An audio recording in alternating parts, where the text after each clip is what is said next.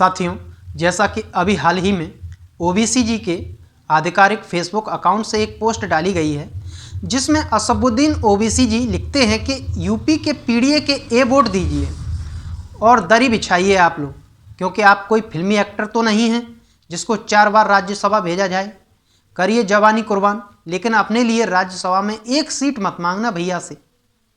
OBC जी की इस post की यदि सही अर्थों में व्याख्या की जाए, विश्लेषण किया जाए, तो जिस समुदाय की बात हो रही है वह है केवल मुस्लिम समुदाय। जिस मुस्लिम एक्टर का उदाहरण दिया जा रहा है वह है जया प्रदा या जया बच्चन, और जिसको इस पोस्ट में भैया कहा गया है वह हैं समाजवादी पार्टी के राष्ट्रीय अध्यक्ष श्री अखिलेश यादव, जिन्हें मुस्लिम समाज प्यार से भैया कहते हैं।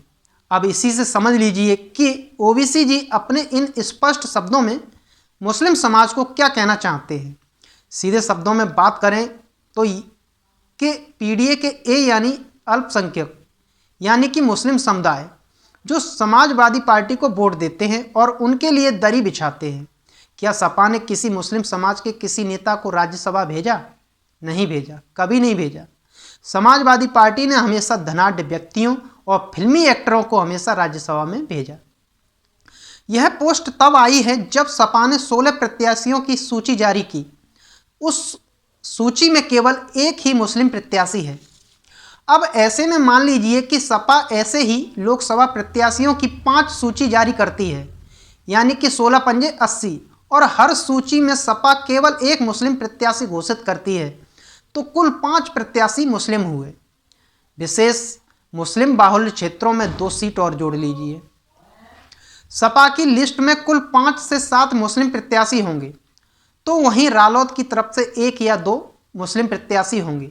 कुल मिला के यह है कि इतनी बड़ी मुस्लिम आबादी जो यूपी में किसी पार्टी को हराने और जिताने का वजूद रखती है, उस मुस्लिम समाज को लगभग 8 सीटों में ही निपटाया जा रहा है। आखिर ऐसा क्यों? यदि मान लीजिए कि सपा की एक सीट पर मुस्लिम प्रत्याशी है और दूसरी सीट पर ओबीसी प्रत्याशी, तो समझ लीजिए कि पिछड़ों का वोट ओबीसी प्रत्याशी को तो मिलने की संभावना है, लेकिन पिछड़ों का वोट मुस्लिम प्रत्याशी को किसी भी हालत में नहीं मिलेगा। यह आज की राजनीति की हकीकत है, इसे नज़रअंदाज नहीं किया जा सकता। यही कारण है कि मुस्लिम समाज जो सपा के लिए जवानी कुर्बान करने के लिए तैयार रहता है, उस समाज के व्यक्ति को सपा लोकसभा का ज़्यादा संख्या में टिकट देने में असमर्थ है। कहने का अर्थ यह है कि मुस्लिम समाज का प्रतिनिधित्व खत्म करने की पहल है। और खैर, इस बार तो सपा का बेस वोट भी मथुरा आंदोलन की वजह से भाजपा की तरफ रुख कर चुका है।